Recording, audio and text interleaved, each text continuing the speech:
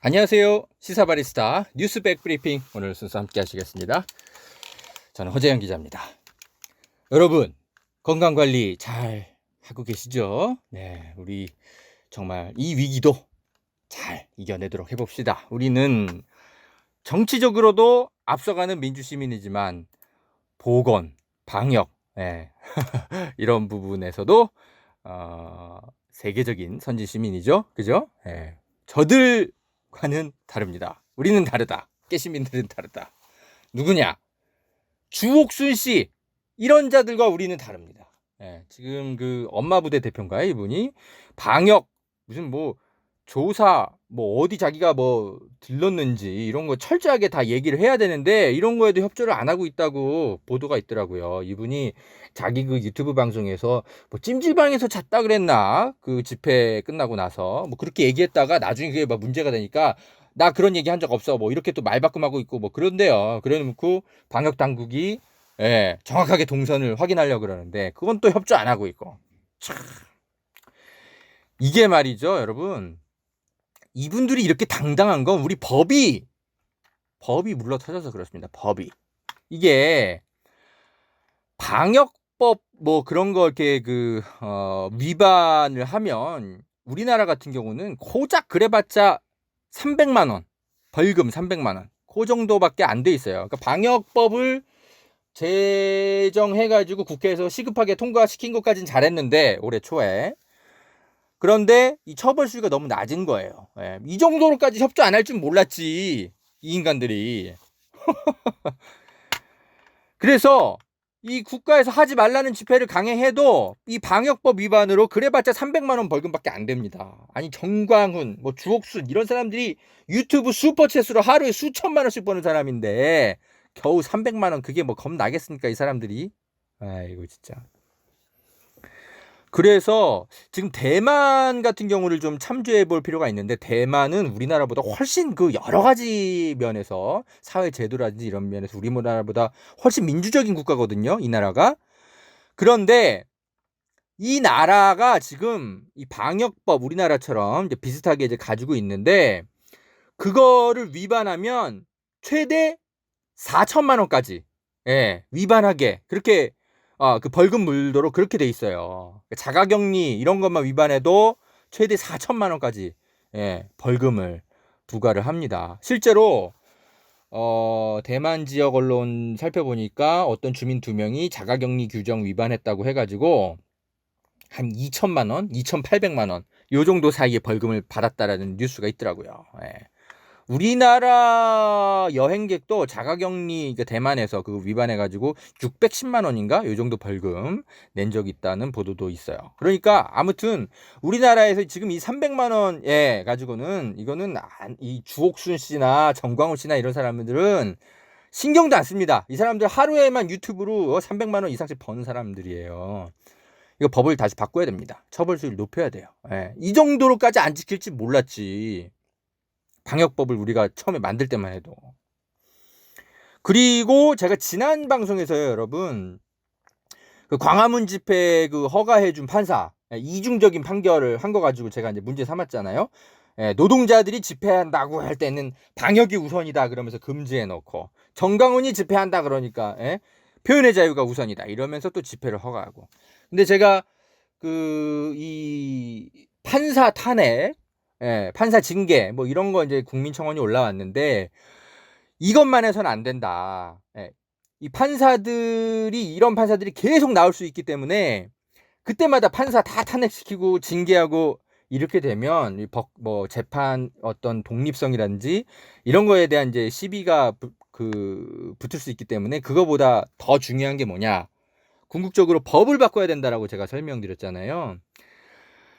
마침 제가 그 방송 끝나고 나서 뉴스를 보는데 이원욱 의원이 집시법 개정안을 국회에 발의한 게 있더라고요. 제가 이제 말씀드렸던 그 취지랑 똑같은데 뭐냐? 그 감염병 법상 이제 그 보건당국이 이제 교통을 차단하고 여기는 집회를 제한해야 됩니다. 이렇게 이제 그 선언한 지역 같은 경우는 법원에서 행정법원에서 아무리 요청이 이렇게 들어와도 원칙적으로 금지해야 되고 그리고 예외적으로 행정법원이 이거를 이제 그 집회를 허가를 해주더라도 반드시 판사가 질병관리기구장의 의견을 무조건 듣도록, 예, 그렇게 결정하게 하는 감염병법 개정 발의안이, 감염법하고 집시법 개정, 예, 요거 두 개를 개정하는 발의안이 국회에 막 올라갔더라고요. 예. 이거 빨리 통과해야 됩니다. 일주일 안에 통과시켜야 돼요. 빨리빨리 이렇게 통과시켜야 돼요. 이런 것들은. 예. 그렇게 해야만 이 판사가, 여러분, 속마음은 우리가 알 수가 없는 거예요. 어떤 판사가 또 이상한 행동하면서 또 그런 통과를 시켜줄지 몰라요. 그때마다 계속 판사를 탄핵할 수가 없거든요. 절차라는 게 있고, 또 우리나라 삼권 분립 국가 이런 또 원칙이 있기 때문에 계속 그렇게 해결할 수는 없는 거거든요. 그래서 근본적으로는 이 이원우 의원이 한 것처럼, 예, 법률을 개정시켜야 됩니다. 법률을. 그래서 아무리 극우적인 보수 꼴통 판사가 있더라도 이 법률에 위반해서 판결을 내릴 수는 없거든요. 예. 그러니까 국회에서 빨리 이 법을 늦어도 일주일 안에 빨리 통과시키기 바랍니다. 이원우 의원 잘했어요. 박수. 이런 거 하라고 우리가, 예? 예, 그렇게 민주 진보 진영 의석수를 그렇게 압도적으로 몰아준 거 아닙니까? 이원우 의원이 어디 지역구야? 잠깐만 검색해보자.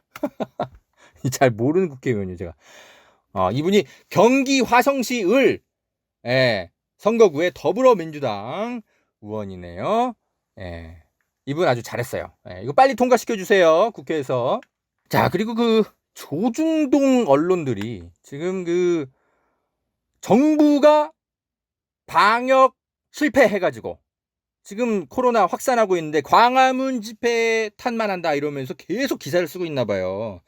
제가 보수 언론 당연히, 예, 팩트가 부실하니까 잘 안 보는데 민언련에서 다행히 눈 부릅뜨고 감시를 좀 하고 있네요. 지금 조중동에서 하나같이 다 막 그 분석하는 게 이런 겁니다. 인터뷰를 하더라도 전광훈 목사는 그냥 단순하게 그 광화문 집회에 초청받아가지고 참여자일 뿐인데 마치 전광훈이 집회를 주최한 것처럼, 예, 그렇게 정부가 몰아간다. 이런 얘기하는 사람들 인터뷰만 막 싣고 있어요. 아니, 그런데 이 민원연이 분석을 잘했는데 이 8.15 집회 전에 조중동에 엄청나게 그 광화문 집회 그 광고하는 게 엄청 실렸나 봐요. 그런데 이 집회의 주최자들이 다 8.15 총동원을 위한 무슨 뭐 전국 253개 지역위원장 대회 뭐 어쩌고 이런 게 써 있는데 이 8.15 준비 집회 뭐 이런 여러 가지 행사 장소들이 다 사랑제일교회로 안내가 되어 있는 것이 광고상으로 다 드러나 있습니다. 아니, 자기들이 광고를 다 그렇게 내놓고 조중동이, 근데 뭘 기사에는 정강훈이 집회 주최자가 아니라고 그런 식으로 실드를 쳐줍니까? 에? 정부만 다 잘못한 것처럼 그런 식으로. 마상혁 경남도 의사회 감염병 대책위원장이 이렇게 인터뷰를 했어요. 조선일보에. 잠복기를 고려하면 15일 광복절 집회와는 연관이 없다. 그런데 방역 당국은 광복절 집회에 참가한 사람들로부터 찾고 있다. 네, 이렇게 얘기를 하는데, 지금 광화문 집회 다녀온 사람들 중심으로 감염이 확산되고 있다는 건 전국적으로 지금 다 확인이 되고 있는 거 아니에요. 아니 뭐 질병관리본부 그 발표도 안 보고 마상혁 경남도의사회 뭐 위원장님, 조선일보랑 그렇게 인터뷰합니까? 질병관리본부 홈페이지라도 좀 확인하고 그렇게 인터뷰를 하세요.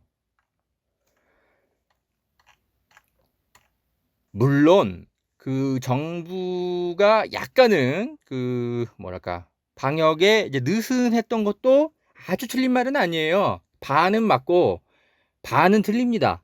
예. 그러니까 정광훈 목사가 이제 설립한 그 사랑제일교회 관련 확진자가 지금 8월 20일 기준으로 지금 700명을 넘어섰죠. 예. 그러니까 상당수가 이 광화문 집회 관련자들이에요. 그리고 나머지 한 절반 정도가 뭐 원인 불명이라든지 또는 뭐 이 광화문 집회 관련 2차, 3차 확산 뭐 이런 것들과 연관이 돼 있는 거죠. 그러니까 광화문 집회가 결정적으로 코로나 확산의 주범이 되고 있다라고 국민들이 비판을 하는 건 너무 당연한 거예요. 이게 어떻게 정부 책임입니까? 하여튼 조중동의 이런 가짜 뉴스들, 제가 요즘 그 뭐랄까 진보 세력 안에서 좀 바보들이 너무 많아가지고 이분들 팩트 검증하느라고 조중동을 조금 약간 손을 놓고 있었더니 요런 여론들을 막 퍼뜨리고 있었네요. 저희 어머니 아버지에게도 카카오톡으로 온갖 허위 사실들, 뭐 문재인 정부가 뭐 기독교 탄압하기 위해서 허위 사실 퍼뜨리고 있다라는 둥, 이상한 막 카카오톡 같은 거 막 우리 부모님도 받고 계시더라고요. 물론 혀를 차면서 우리 부모님은 다 팩트 검증하고 계시지만 기자가 아들이니까. 참 이런 거에 낚이시는 어른들이 얼마나 많습니까? 아이고 참. 안녕하세요, 허재영 기자입니다. 선대인경제연구소의 선대인 소장이 새 책 부의 재편을 냈습니다. 코로나19 이후 미래 예측을 어떻게 하느냐에 따라 투자법도 달라져야 할 텐데요. 선대인 소장은 우리 사회가 코로나 이후 어떻게 달라지고 투자자들은 무엇에 집중해야 하는지 이번 새 책을 통해 설명합니다. 20년 전 삼성전자 주식을 사지 않아 후회하셨던 분들 계신가요? 이번 부의 재편 책 한 권으로 다시 한번 투자의 지혜를 갖추어 보시기 바랍니다.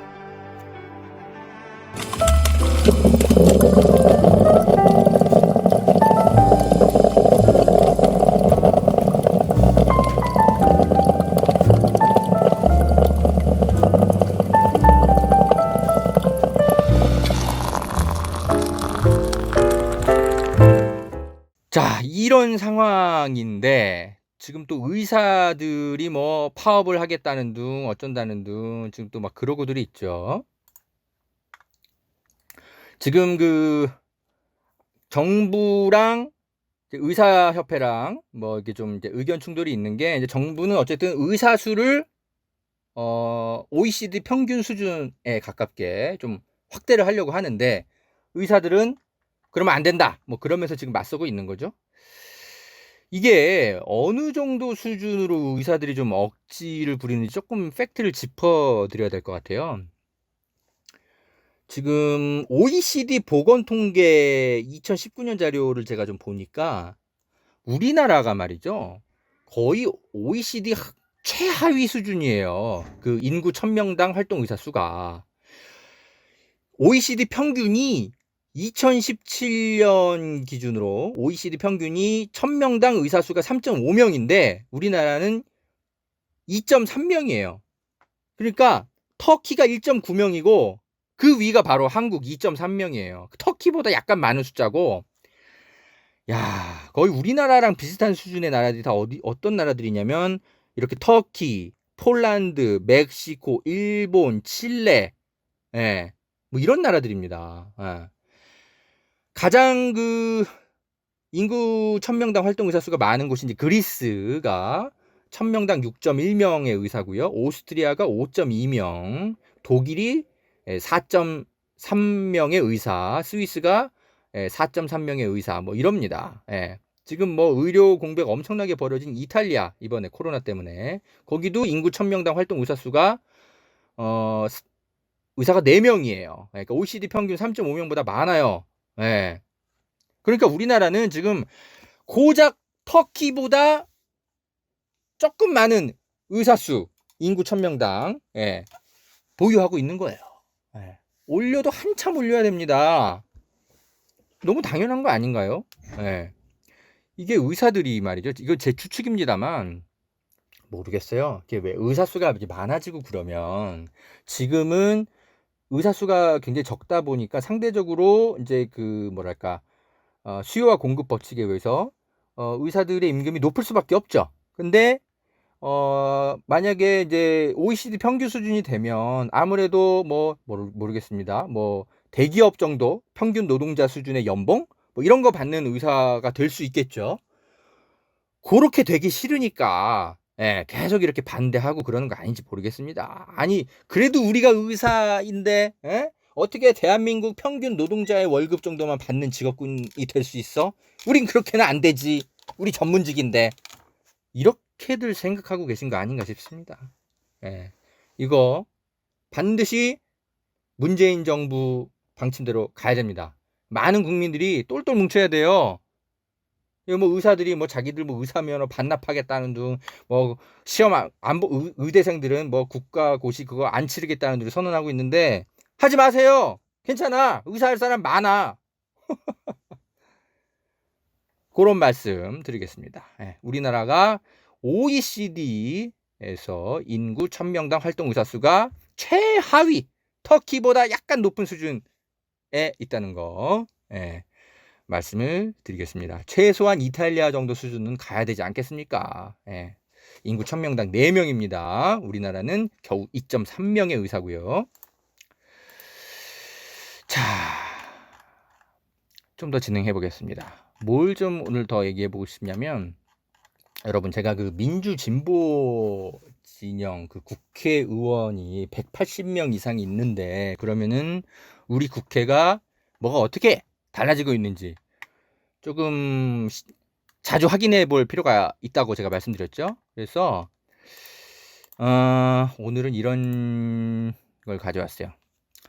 김용민 더불어민주당 의원이 공수처법 개정안을 오늘 발의를 했습니다. 일 잘하고 있어요. 이런 거는 칭찬해 줘야 됩니다. 뭐냐? 지금 공수처법이 2020년 7월 15일부터 실제로 시행이 되고 있어요. 그런데 아직까지도 그쵸, 공직자 비리수사처가 출범을 못하고 있죠. 가장 큰 이유가 미래통합당이 후보 추천위원 그 미래통합당 몫에 2명 있잖아요. 예, 그걸 안 하고 있어요. 왜 안 하는지 모르겠는데 아무튼 안 하고 있어요. 그래서 야, 이거 이런 식으로 또 공수처 작동을 방해하나? 그래서 김용민 의원이 화가 나가지고 공수처법을 이제 개정 발의안을 냈는데, 지금 현재는 야당 몫으로 2명을 무조건 추천하도록 돼 있고 여당 몫으로 2명 추천하도록 돼 있거든요.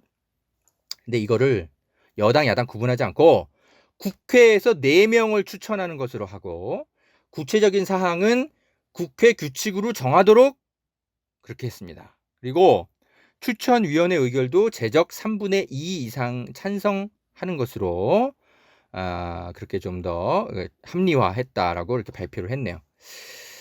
제 개인적으로 이게 최선은 아닌 것 같습니다. 예, 어쨌든 이렇게 되면은 또 여당 독주로 지금 굉장히 중요한 이 공수처장 임명이 그렇게 된다면 우리나라의 그 민주적인 어떤 시스템 미래상 그렇게 최선의 방법은 아니라는 생각이 들어요. 예.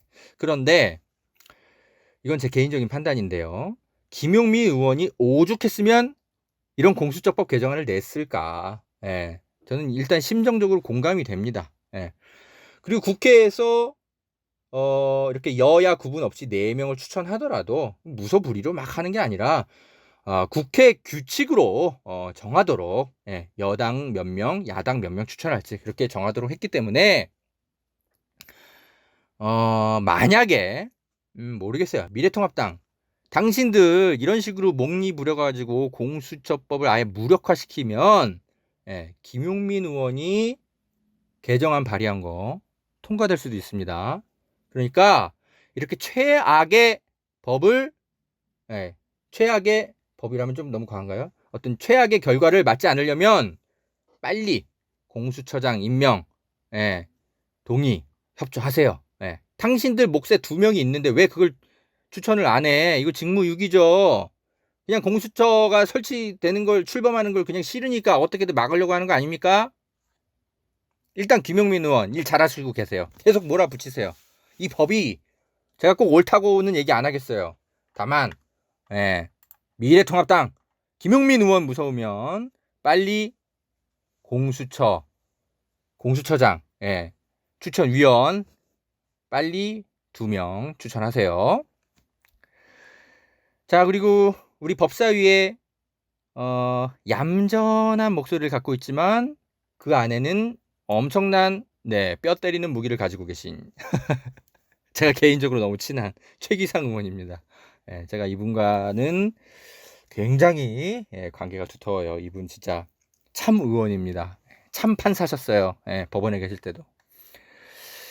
자, 이분이 검찰청법과 법원조직법 개정안을 발의를 했는데 이것도 좀 소개를 해드리고 싶어요. 핵심이 뭐냐면 지금까지는 여러분 검사랑 판사를 임명하거나 재임용할 때 검사 적격 어떤 심사위원회 뭐 이런 게 있어요.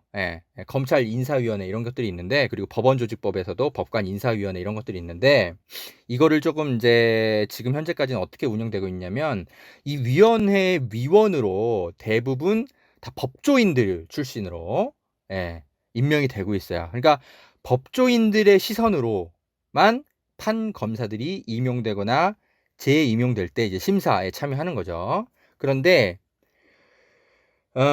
이 위원회의 숫자를 지금 대충 한 10명 정도씩 가지고 있는데, 이거를 한 20명까지 대충 막 늘려가지고 이 중에 절반을 국민형사재판 참여에 관한 법률에 따라 배심원의 자격을 가진 일반인 중에서 무자기로 참여할 수 있도록 이렇게 개정안을 최기상 의원이 냈네요.